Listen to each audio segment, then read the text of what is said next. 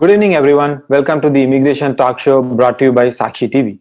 My name is Ranjit. We are here today with the attorney Prashanthi Reddy to discuss latest updates on immigration, FAQs on H1B and other immigration matters. You can call in the numbers displayed on the screen and ask any question related to immigration, and our attorney will be glad to answer. We'll start taking calls in few minutes. Before that, I would like to repeat the disclaimer. Please note that this show is not intended to provide any legal advice. It is very general in nature and it is only for informational purposes. So, Sakshi TV News or agents are not responsible in any way for your actions. Please use your information at own risk. Also, if you have to reach the attorney for private consultation, please reach Prashanthi Reddy at 212-354-1010 or prashanthi@reddyesq.com. Hi Prashanthi Garu, how are you doing? Hello, Andy. How are you, Ranjit? I'm good. Thanks for asking. So yeah, we have a few important topics that we can discuss. Meanwhile, waiting for the calls. Uh, the first topic I would like to ask you is about the USCIS recently sent an update or updated the portal saying that they are extending the timeline for the response of RFEs or MTRs or something like that. Could you please explain about it? Right. So the first thing they did, USCIS did gave some benefit or some, they gave some leniency with reference to cases after COVID. Once COVID hit, there were a lot of changes made to make it easier for people to file. And so one of the benefit was that they said that there would be an automatic extension of the deadlines. So any kind of deadline, anything that had a deadline, for example, a request for further evidence, a motion to reopen usually has a deadline, a notice of intent to revoke, notice of intent to deny, and even audits have deadlines. So for everything, basically, they have said that they will extend the deadline, and they did it until for any cases between March and September that were filed between March and September. Now they've extended that further because September is almost over. They've extended that further to January of next year. So any RFEs that we receive within this period of time, you automatically have a 60-day grace period to respond to that RFE. So they will only issue a decision on the case after that 60-day grace period is over. So which means that if you have a H1 and there is a request for further evidence, if you're not able to respond by that date given on the RFE notice, you have extra time to respond in case, for some reason you're not able to respond on time. So that's good news for all of us because we were worried that, September is coming and the deadline and that, that will lapse that benefit, but they have extended it. So especially in this time, I've noticed a lot of people are finding it difficult to manage deadlines and to respond on time for various reasons, due to illness, due to family members, getting ill, or because they're out of the country, or because they've lost their job, or whatever reason it might be. Now we have additional time, so that's a great benefit that is being extended. Okay, that means earlier RFEs used to have, I believe, 90 days, which is 3 months, and now it's going to be 5 months or 60 days more. Right. But we don't take that for granted. We usually respond within the time given to us in the RFE. There's no reason to go beyond that. But under, extraordinary circumstances, if we have to, then we have that cushion. So always try to respond within that period of time that is given to you, and if you're not able to for some reason, just treat that as a cushion, but don't treat that as a new deadline. That's not a good idea. So just follow the deadline given to you in the RFE. True. Okay, another recent update that happened is one of the courts stays on the preliminary injunction of public charge rule, which has been lifted because of pandemic for some, I think for most of them. But then could you please update on that? Yeah, so this public charge rule has been a seesaw. It's been going up and down.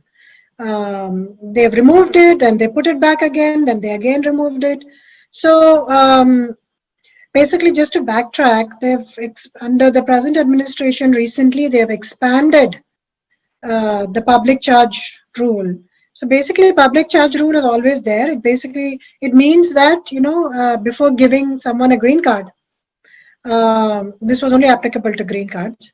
Before giving someone a green card, they wanted to make sure that you will not become a public charge, and you will not. A lot of people would take green cards and immediately go on welfare. So they want to avoid, that. They want to avoid that scenario, and they're trying to make sure that you don't become a public charge. But it was very limited in the sense that you did not have to show in the future that you won't become a public charge. You just have to show that you did not take any specific public benefits, such as welfare and food stamps in the past, and you have to show that someone is willing to, your sponsor is willing to basically pay for any other of your expenses so that you don't become a public charge in the future. But now then after that, recently they extended that public charge rule. They've extended many welfare benefits given, which were previously not under the rule. They've extended that. So a lot of benefits have been extended. So be careful when you take some benefit. Make sure that it's not in the public charge rule, because the scope of that has increased. Number one. Number two, the other change that we see in the new public charge rule is that even H-1Bs, non-immigrants, have to show that they have not, at least they have to show, and they've changed the I-129 form, and they have to show that they've never been on public assistance before. And of course, green card holders, the scope is much more varied, much more broader. And also they have to show, for people who are applying for a green card, that in the future also they will not become a public charge. So in order to show that, it's the officer has to, there's a new form that has been added to the 485 adjustment of status form. A new form has been added, and there are a lot of questions in that form as to, what is your income, what is your job, what is your education. So they want to make sure that once you come here, you have a job and you are basically employable and you don't become a public charge. And so what they look at is, previously they would just see if the sponsor has an income above the poverty guideline, which is 25,000, for a family of 4, which is not much. As long as they had that, they would approve green card cases. Now they want to make sure not just the petitioner, they want to look at the actual applicant's finances as well. And they want to make sure that the applicant will not become a financial burden on the United States. So they have to look at the overall picture, and they look at whether that he or she is employable or not, whether they've ever taken benefits in the past, whether they have any kind of health issues which will force them to maybe take some kind of benefit in the future. So they look at everything. At the interview, everything is looked at. All the documents are looked at, and they then get to decide whether the green card should be given or not. So that was a big deal. And we were filling out these additional forms, and it's especially hard for people who are coming into the country on a green card, because when you're filing from abroad and coming in, because it's really hard for them to show that they won't be a public charge in the future. Also in cases where you're filing family-based, such as the spouse is filing, and if the spouse is not working, and then the alien spouse is outside the country and therefore doesn't have any financial record in the US, it's really hard in that situation. So we were having to show all these other additional documents. But then what happened is a court, the district court, it was a lawsuit was filed against this public charge law, and a district court put an injunction on the public charge rule, and they basically said that for the interim time that it is not decided, that it is pending in court, we are placing an injunction, a temporary hold on implementing the public charge rule. But then recently, Federal District Court has said that the injunction is null and void, and an injunction cannot be placed. So they have actually removed that injunction. And so USCIS is now free to implement the public charge rule again, and this is only recently, I believe last week. So, but USCIS has, as of now, not said anything as to whether they're implementing it or not. Maybe they're waiting to see what happens on the merits so that they don't have to keep, going back and forth, because already twice, I think, they've gone back and forth on the public charge law. Removing it, implementing it, removing it. So maybe I'm hoping that just on their own don't want to implement it now because they want to see what the final outcome will be for the court case. So as of now, we still don't have it, but they can, now they are free to implement it at any time that they want. Got it. To extend this conversation, USCS recently also, published a memo kind of saying that they'll enforce sponsor accountability for reimbursement of public benefits. So what does this mean? So whoever is guaranteeing or sponsoring, the money for a green card, so are they going to hold them accountable? Yeah, so what they're saying, so they're always supposed to be accountable, but it was never implemented. I have never seen a sponsor being, held accountable. So basically, as I was saying, the public charge rule. No, we were talking about the holding the sponsors accountable. So when you file a green card for someone, you have to fill out something called an I-864, which is an affidavit of support. So you're basically swearing that you will support that person and you will not allow them to become a public charge. So that is usually done by an immediate family member or someone close to you, or it could be done by a family member or even a friend. Anyone can really file that affidavit of support. But in the past, it was never implemented. Another situation in which the affidavit of support is filed is when you're filing for a B2 visa or an extension. Someone has to file the I-134, which is the affidavit of support for non-immigrant petitions, saying that you will not, overstay, you will not be, again, take benefits that they will provide you with. In the affidavit of support, they clearly have to mention what they will provide you with. And usually it's food and lodging and, will cover expenses. So if they see that a non-immigrant is like a visitor's person is, for example, goes to emergency care, to an emergency room because of a health issue, and then obviously does not have health insurance, they will hold that person, maybe your friend, whoever filled out that affidavit of support for you, and then the hospital can go after your friend for the hospital bills, which could be a huge amount of money, depending on what your health situation was. Any emergency visit will not be less than thousands of dollars, no matter what you actually go in for, even if it's a minor, smallest of things.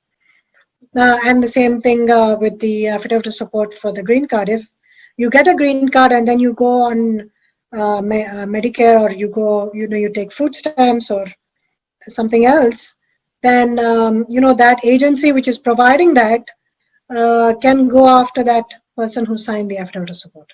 So this is quite major because there was never any memorandum or clear guidance on what is the obligation of a sponsor, but now they've come up with this, so don't fill out an affidavit of support. I think Pooja is online again. Hi Pooja, can you hear me? Yes. Yeah, you go ahead. You are on air and you can ask your question. Okay.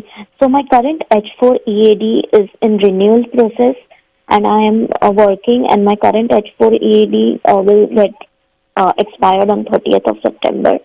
So while my renewal is in process, can I take unpaid leave of absence? Yeah. So while your renewal is in process, you obviously cannot work. So you cannot be on the payroll of the company. So you have to ask your company, because it's an I-9 issue, but I don't think you can take a leave of absence. They have to take you off the payroll completely because you have no authority to work.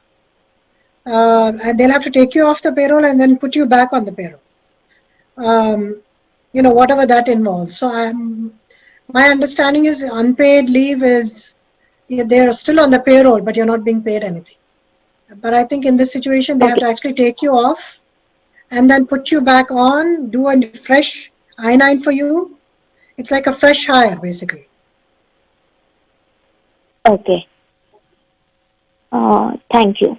Okay, Prashanti, to add to what she was saying, so what if few people have accrued some vacation or leaves or something like that when they have been working for quite some time, and let's say in this scenario, what Pooja was saying, if she had some accrual of vacation or sick leave or any sort of that leave, is it okay to use that and get paid because that's something she has accrued while she was working? Right. Yeah, correct. So if you accrued it already, if it's only the question of getting paid, the benefit was accrued while you were still on H4 EAD status, and you're just getting the check now, that is fine, because the pay period will be for a previous period, for previous employment. That has already passed. So as long as right now you're not on the payroll, you're getting a check for some, it's like a severance paycheck. You're allowed to get a severance paycheck even after you leave the company. It's the same thing. So that is fine. But you cannot continue to be on, strictly speaking, there might be some companies that still do it, but strictly speaking, you're not supposed to be on their payroll if you don't have employment authorization. So But as basically, you they said, have to be terminated and rehired again. Correct. So they need a new I-9 to be filled out. Okay. But they can get a severance pay or back pay, or if there's any pay that is due to them. As you said, paid leave. Usually benefits, when an employee is terminated, whatever the accrual of sick leaves or vacation leaves as per the company policy, they just pay out and they just terminate you. Correct. So you can get that check. So the other option, a lot of people are facing these H4 and EAD delays. If you are don't want to lose your job, because a lot of companies don't wait for for you to get the extension approved, which is very vague. You never know if you are going to get today, tomorrow, or after 5 months or 6 months, or you never get it. So if you are in such a situation, as we have been discussing it, you can contact Prashanti Garu offline, and you can, or any other attorney, and file a mandamus petition. That way, you at least you get it faster. Right. And just to expand on that, basically, mandamus is a petition that you file with federal court. It's a constitutional right. Everybody has that right, and you're basically forcing the government to take an action that they're supposed to be taking, and take it on time, in a timely fashion. So here you're forcing the USCIS to give some decision. You can't force an approval, it could be a denial also, to give a decision on your case if it is beyond the processing time. But before you do that, make sure you have exhausted all your other remedies. Call USCIS, send them emails, follow up with them. Call your senator, local congressman. They always have an immigration department, all of them, all these offices. So they help by following up through their office. And also you can email the ombudsman's office, and you can just go to ombudsman. We have another caller, Prashanti. Let's take the call and then we can continue. We have a caller, Ravi from North Carolina. Hi, Ravi. Actually, Prashanti, I have a question regarding my 140. My 140 has been approved with my old employer, and after that, recently I moved to full time. And I just got an email from my employer a week back stating that he wants to revoke my 140. I requested him for a week, so he is okay for a week, but I just want to find out if he revokes my 140, I can still use it, or I cannot use it. Is there any time period that I have to be employed with him? Right. So if he revokes your I-140, you can use it for certain purposes, basically. So you can use it for purposes of maintaining your priority date. So you can keep your priority date, and you can file another I-140, labor cert and I-140. and keep that priority Okay. date, just transfer the priority date even after it is revoked by your employer. Also, you can use Because that for getting further extensions on your H1, again, even if it is revoked by your employer. But remember, it should not be revoked by USCIS for purposes of fraud. That's the only restriction on that. So as long as USCIS does not revoke it for fraud, employer revoking it does not affect these two things. Of course, finally, in order to get a green card, you will have to file another labor cert and I-140 and then port the priority date in order to get the green card finally. Yeah, I got it. But the thing is, I've been working with them for 4 years. But my 140, after my 140 was filed, after my 140 was approved, I was there with them for close to 4 or 5 months after my 140 was approved. So I was looking into for some forms, but I was not having any clarity. That because someone says after approval of 140, I have to be there for 6 months. Even though if they revoke the 140, I can still use it for future extensions. And because I've not completed 6 months is what I feel, and because next year, April is my 6 years maxing out. So my present April is till April 2021, and because I've not completed my 6 months after my 140 is filed, just had that question: is that okay, or else is that something I have to complete 6 months after my 140 is filed with the same employer? So there is no such rule that you have to complete 6 months after your I-140 is filed in order to get the benefit of using, your I-140 for the purposes of priority date or for the purposes of getting further extensions on your H1. That 6-1 rule is completely different. That is the AC-21 rule for specifically if you have filed a 485. Then the 6 months, if you have spent 6 months after filing the 485, after the duration of 6 months, you can then transfer your green card to another employer. That 6 months is different and people often get confused. So there is no such 6 months for this particular aspect of what I'm talking. Once Okay, it's and is approved, there you're any allowed to way? keep it.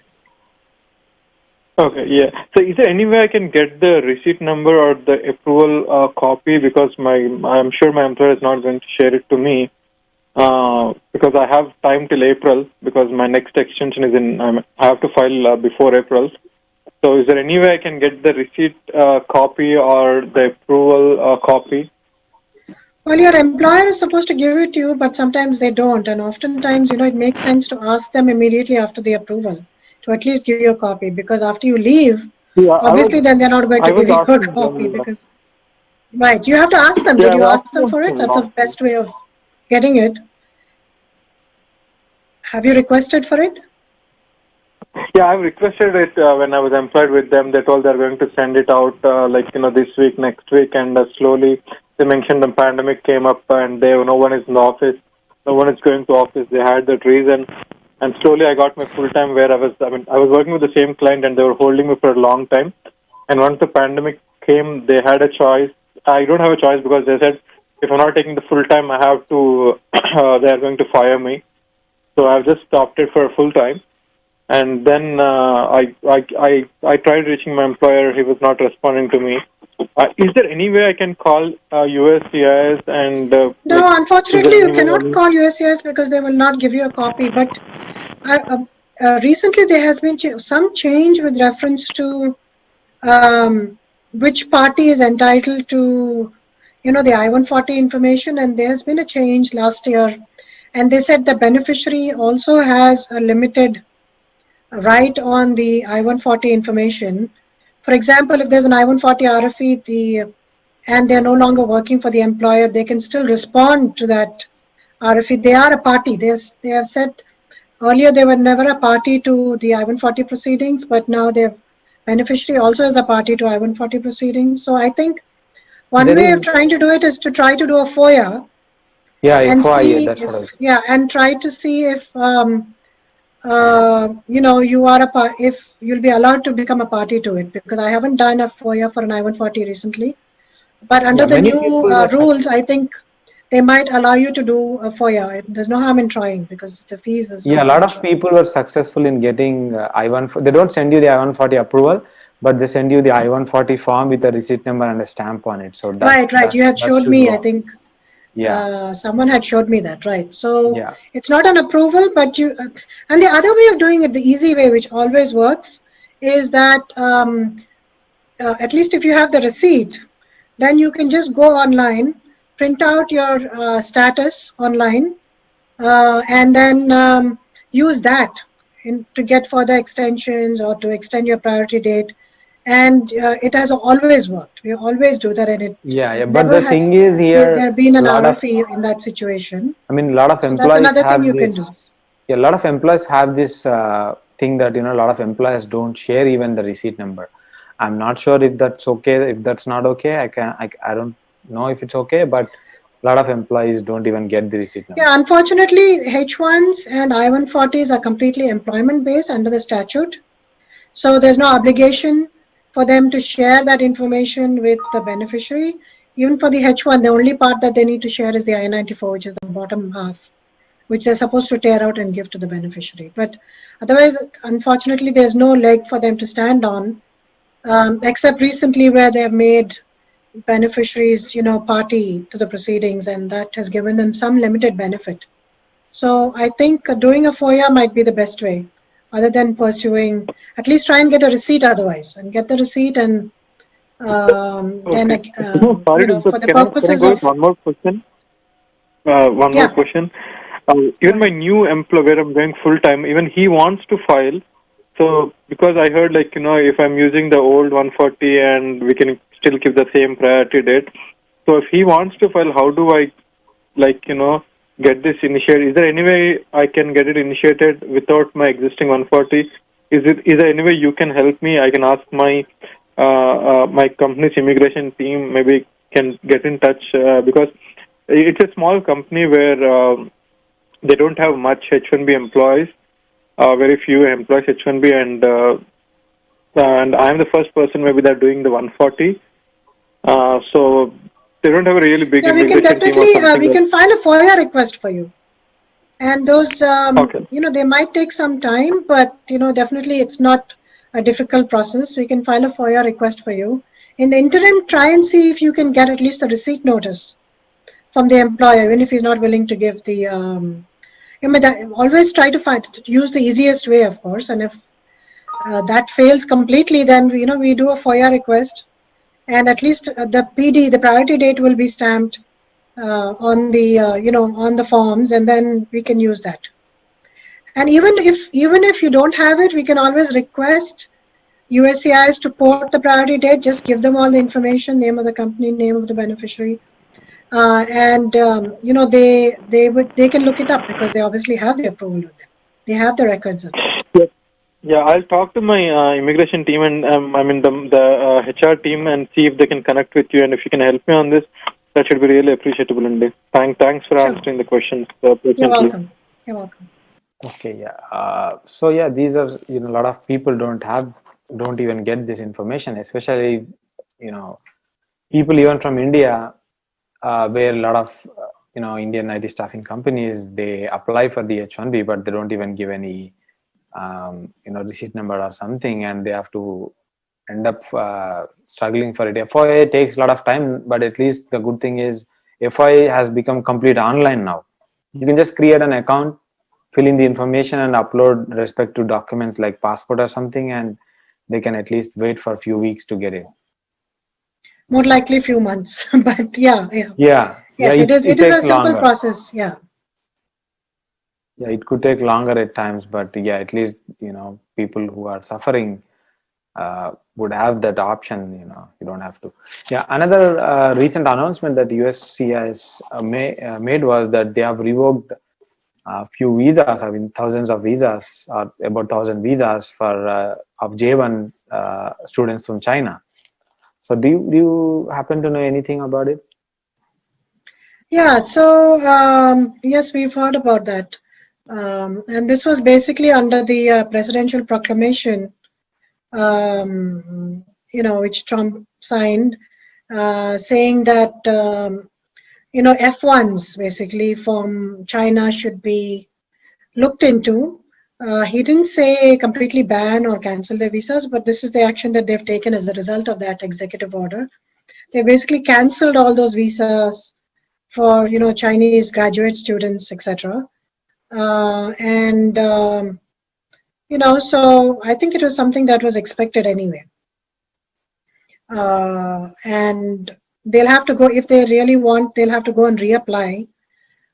They've basically said that it's the reasoning for doing it is really just the tensions, I think, between the US and China, and they're worried about trade secrets, etc. So they're worried about Chinese students coming here, and perhaps I don't know what really, but it's a lot of politics, of course. And there have been some incidents where there have been cause for concern. So they're viewing it as a security risk, not just as a result of the pandemic. That is, those travel bans are different, and this is completely different. So that's big news that so many visas got cancelled for Chinese students, and they'll have to all go and reapply now for visas. And with the elections, nothing is likely to happen. But once the elections are over, then depending on which party comes in, then we have to see what is the future for Chinese students, because a lot of universities do depend on students from China, just as they depend on students from India. There's a big, big chunk of students coming from China. So I'm sure the universities will have something to say in this as well. We have one question from offline. So a lot of people are asking this: does job title really matter for the H1B, or because a lot of companies have weird job titles like analyst 1, analyst 2, associate 1, associate 2. Does job title really matter, or it doesn't really matter as long as the job duties are of specialty occupation and have a good SOC code or the wage level? So USCIS has always said that when looking at specialty occupation, when looking at whether the H1 qualifies, the job qualifies for a H1 or not, they should not look at job title, but only job duties have to be looked at. But obviously, job title is always looked at, because that is the first step for them to scrutinize whether there's, whether the job is qualifies as a specialty occupation or not.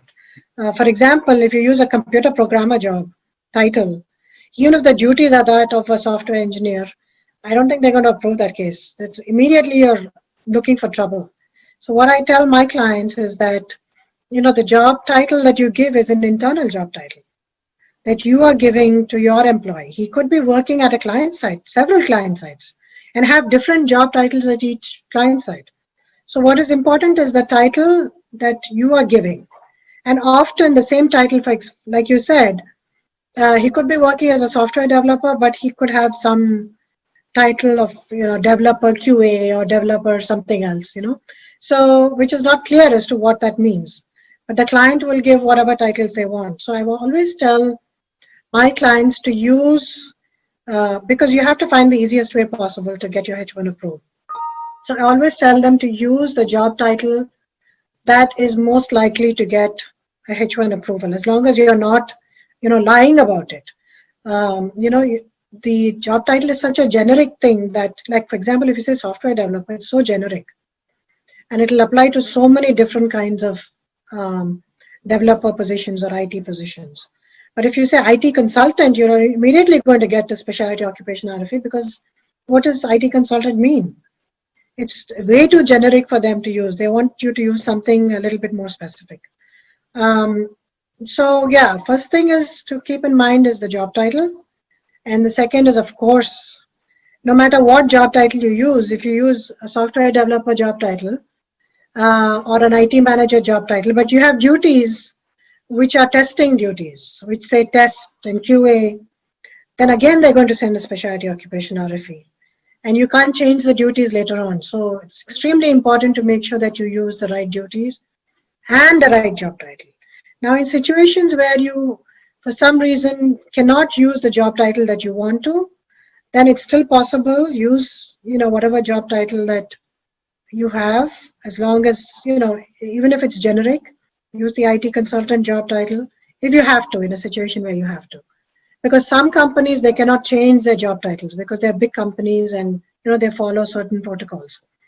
And then make sure in your duties that it is specific to the dot, that you are explaining exactly what the person does, and make sure that they are matching with the duties from the ONET or the Occupational Outlook Handbook. So if you do that, I think you should be good. Even if there is an RFE, there might be an RFE, but you can still overcome that by explaining what the duties are. Also, how about the SOC code and the wage levels? How important are those? How do they analyze, and how do we have to be careful, or the employer have to be careful, or the employee have to be careful and suggest whatever is good? So could you please explain about it? Yeah, so that goes hand in hand with the job title, really, the SOC codes. So more important is the job title. Then you look at what is the SOC code for that job title. So really we go by, so for example, if you say software developers, it could be software developer systems, system software, or it could be, software developer, analyst. So it depends on, really, I would just go by the job title and use the ensuring, the code for it, rather than doing it the other way around. Just follow whatever the code is for the job title. So focus more on the job title. And of course, in order to decide whether the job title is specialty occupation or not, you have to go to the Occupational Outlook Handbook and see what they say is the educational requirement for that job title. And for example, if they say that a bachelor's degree is required in computer science, then you're good, if it's an IT field. But if they say, for example, a bachelor's degree is required and they mention 10 different fields, for example, they say engineering, computer science, science, math, physics, then you know you're in trouble, because USCIS is now interpreting that when it's not a single degree, when the requirement is not a single degree, it's not a specialty occupation. They're saying it should be a specific specialty, which means a specific degree. So be careful of that, and make sure you choose the right job title. Now, if you don't, sometimes the Occupational Outlook Handbook doesn't always have every single job mentioned in there, right? Oftentimes those jobs won't be there because they don't, update all the jobs. So in that situation, you would look at the job duties that you have, and then try to match them as closely as possible to whatever is available in the ONET or in the OH. And so if it's at least 50% or more matching, then you can use one of those job titles. You can also use, there is a catch-all job title that you can use, or SOC code that you can use, which is, like for example, engineers, all others. So you can use that. That's what it's supposed to be meant for. But I would try avoiding that, because again, it's too vague. Again, you will get an RFE saying what does all others mean, and explain. So I would rather use a specific job title like a project manager, IT manager, software developer, systems software engineer, something like that, which is established and which we know and is tried and tested, as long as we can get the job duties to work and fall within those parameters. Got it. How about the wage level? So because the FLC has level 1, level 2, level 3, is it okay if someone files in level 1, or level 1 is not at all recommended? So 2 years ago, they sent out a lot of RFEs. USCIS sent out a lot of RFEs for all those cases that people filed under level 1. And traditionally, everything falls under specialty occupation, level 1 to level 4. So the wage levels had nothing to do really with specialty occupation if you look at the definition of specialty occupation as per the statute. But as you know, USCIS keeps coming up with new ways of stopping people from getting H1s or closing the gates, so to speak. So they came up with this new mechanism of denying cases by saying that if it's level 1, it's entry level, and therefore it's not a specialty occupation because the duties are not complex enough. So, I mean, they just twisted the language completely and added some of their own logic to that and said that level 1 occupations are not specialty occupations. Anything, even if you do a manager position, it's not specialty occupation if you're using level 1, which is completely ridiculous. And there was a lot of backlash on that. And we luckily they seemed to backtrack on that. There was no memo or anything, but most of our RFEs that we responded to got approved that were level 1, and so we were successful.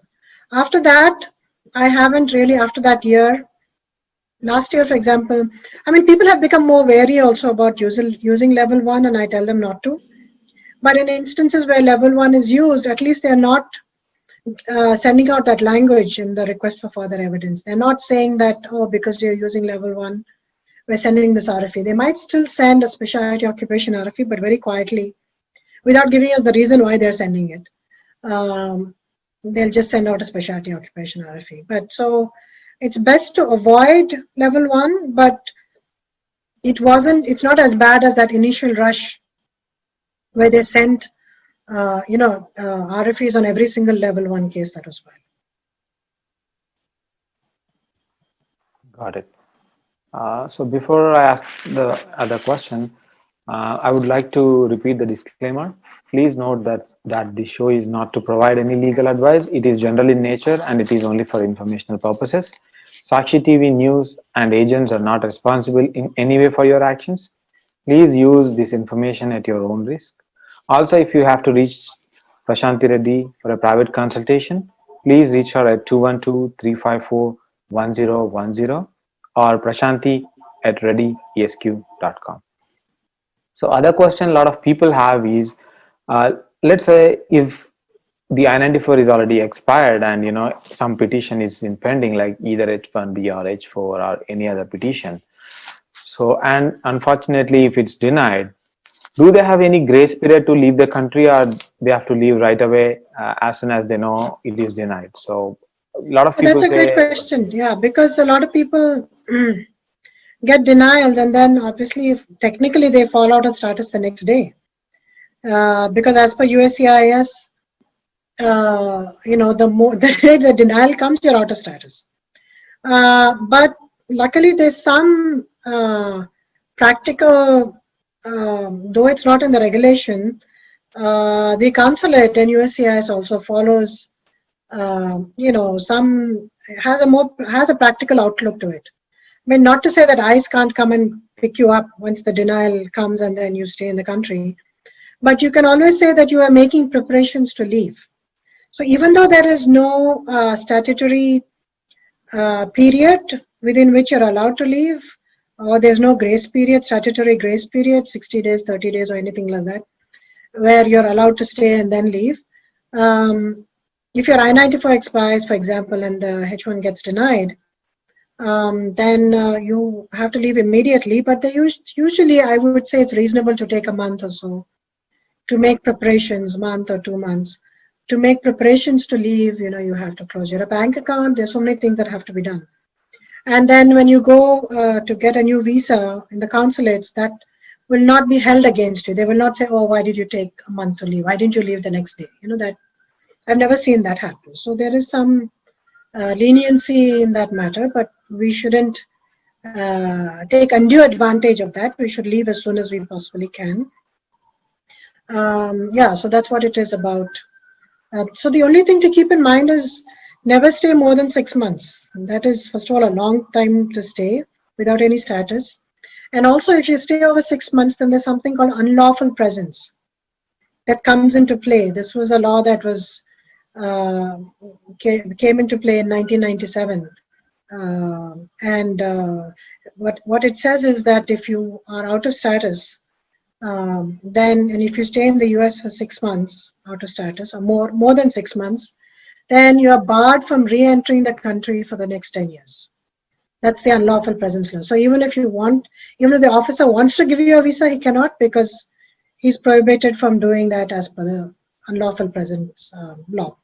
So just make sure it's never over 6 months. Okay, got it. I believe I think in January 2017 there was a memo or regulation which says that they have people of E3, H1B, L1, O1, and H1B1 has a 10-day grace period that can be used when there is a denial, isn't it? Right. So if the I-94 expires, you have a 10 days, uh, 10 days that is added. Usually that is added to the I-94 itself nowadays. So you will see that the I-797 will have a different date. The period of the I-797, the end date period, will be different from your I-94 period, because they're automatically adding that 10 days grace period to your I-94. So be aware of that. Don't just add 10 days to your I-94, then it'll be 20 days. They're automatically already adding the 10 days. So when by the time you realize that you're out of status, most probably the 10 days is already over. So look at the date on your I-797, the end date, and you can add 10 days to that. Then you're safe. Don't automatically add 10 days to the I-94. So yes, there is a 10-day grace period that is added. So another question here about this is about CPT and OPT. So a lot of people say a lot of things, but how many times can someone use a CPT or OPT? Especially a lot of students, because of the scarcity of the H1B, is that few unfortunate cannot be able to use the H1B because they are not picked in H1B. So what they do, they pursue another masters. Some people take D1 CPT or some people take OPT. So is there something like you can take a number of times as you want, or if you say it's only one time per one level of degree, let's say only for the masters you can only take once, and for PhD again you probably can take another OPT or CPT or whatever. So are there any such restrictions? Yeah, so originally, again, this is another classic example of USCIS changing its interpretation of the law midstream, just suddenly, without any regulation, without any publication of regulation or comments or anything. Just not even a memo. They just when you're processing cases, they just send out RFEs out of nowhere. So this is one of those classic examples of that. So originally, the way traditionally the law is and is written is that OPT can be taken only one time if it is the same level of education. For example, if you've done a master's, you've used up your OPT, then you do another master's, you cannot get another OPT. That has always been the law.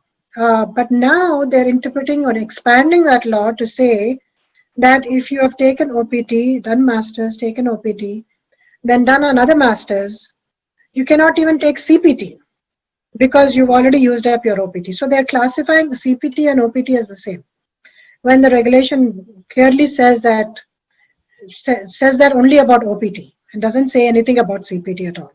So they're just expanding that. And recently, not so much this year, luckily, so far, but last year we did get a few RFEs where they basically said that you're on CPT right now, looks like you did a second master's.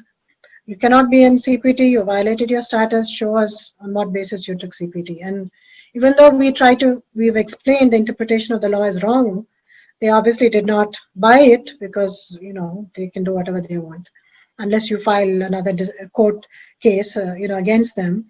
And they basically denied those cases. So the change of status portion was denied. But, luckily that time there was no pandemic, so they were able to leave the country and come back, on H1, even though, so the change of status didn't happen, but it automatically went to consular processing. It was approved for consular processing, and then they were able to come back by getting a visa. So this year, I haven't seen that interpretation.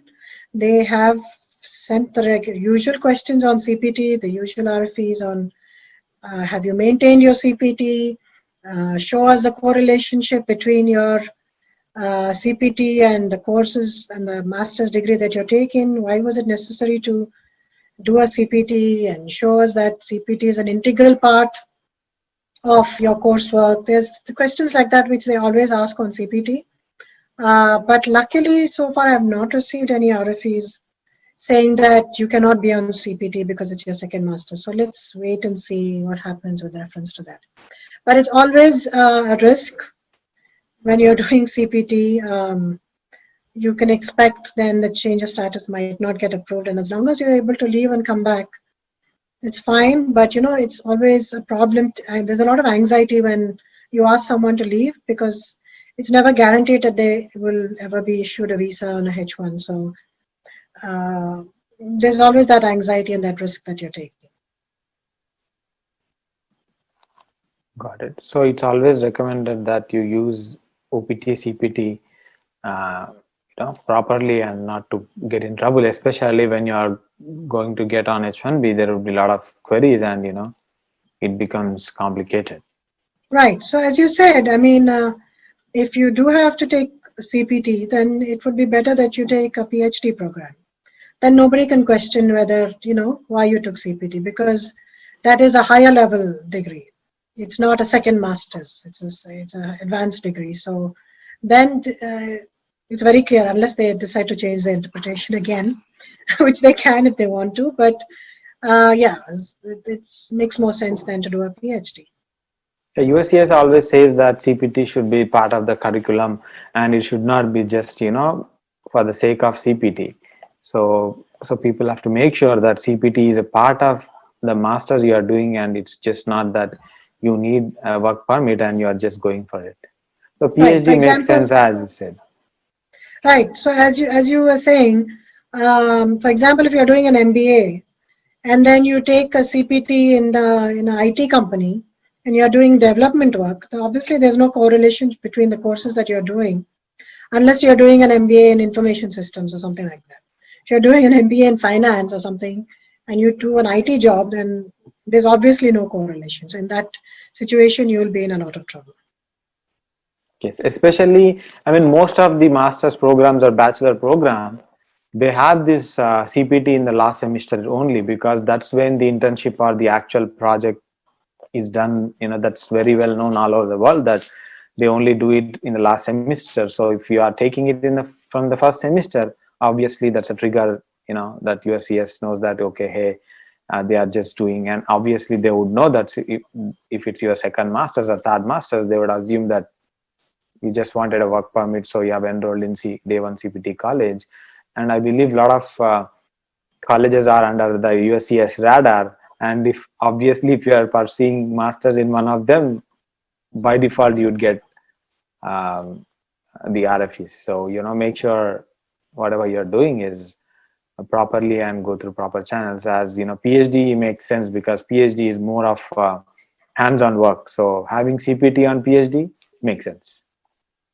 Right. And then the other instance is if you're doing, for example, a program where it's practical based program completely. So there are universities that offer curriculums like that, where the curriculum itself requires right from the beginning that you do that. It's completely practically oriented. I saw recently, I forget what it's called, but it's the whole curriculum. The way it's structured is that you are simultaneously learning in class and then you're performing a job with reference to those tools, and it's required in fact as per the curriculum. So that's how some of the universities are giving Day 1 CPT also.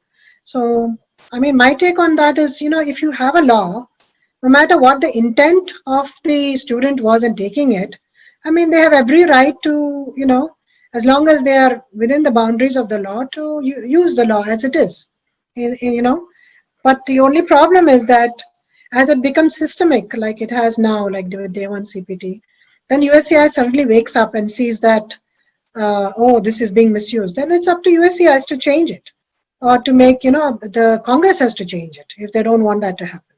Then that will be a big blow for universities. And the universities won't let that happen. So, that's all cyclic. So, and then, increase the H1B quota if you don't want that to happen, right? If you don't want people who have been educated in the US to leave the US because they're so valuable, such a valuable asset, then, and everybody thinks of them as such, then you should do something with reference to the H1B numbers. True, true. As always, the burden of proof remains on the petitioner. That way, if something happens, we have to end up doing thousands of pages of documentations, and we don't know if it's in our favor. And yeah, by the time we lose time, and that's why it's always better be careful than getting in trouble later. That's one thing. So another question we have is about, now there was a second round of lottery for H1B. So a lot of people are asking, because of pandemic, because of various reasons, even the second round of lottery, whoever have been picked might not be able to file on, because they don't have a project now, or they don't have a job, or already few people left, or whatever the reasons. Do you think there could be another round of lottery to fill those petitions? Because if there is, let's assume, not enough petitions being received by USCIS. That won't happen because the fiscal year is getting over, right? October is when the fiscal year gets over, a new fiscal year starts. So they have to use up all those numbers before October. And since they're very cleverly given the deadline to file as November, by the time the deadline is over, the fiscal year will be over. So they cannot, it's not possible to have another lottery in that situation. Okay, got it. Thanks, Prashanti Garu. I think we are at the end of the show. I would like to again repeat the disclaimer. Please note that the show is not intended to provide any legal advice. It is very general in nature, and it is only for informational purposes. Sakshi TV News or agents are not responsible in any way for your actions. Please use information at your own risk. Also, if you have to reach the attorney for a private consultation, please reach Prashanti Garu at 212-354-1010 or prashanti@readyesq.com. Thanks, Prashanti Garu. It was very nice talking to you. Thanks for all the calls and watching the show. It was a great session with interesting topics and questions. Please keep calling us. Please call in every Wednesday at 6 p.m. EST to watch the Immigration Talk Show. Again, it's every Wednesday at 6 p.m. Eastern Time on Sakshi TV. This is Ranjit signing off. Thank you. Thank you. Good night. Good night.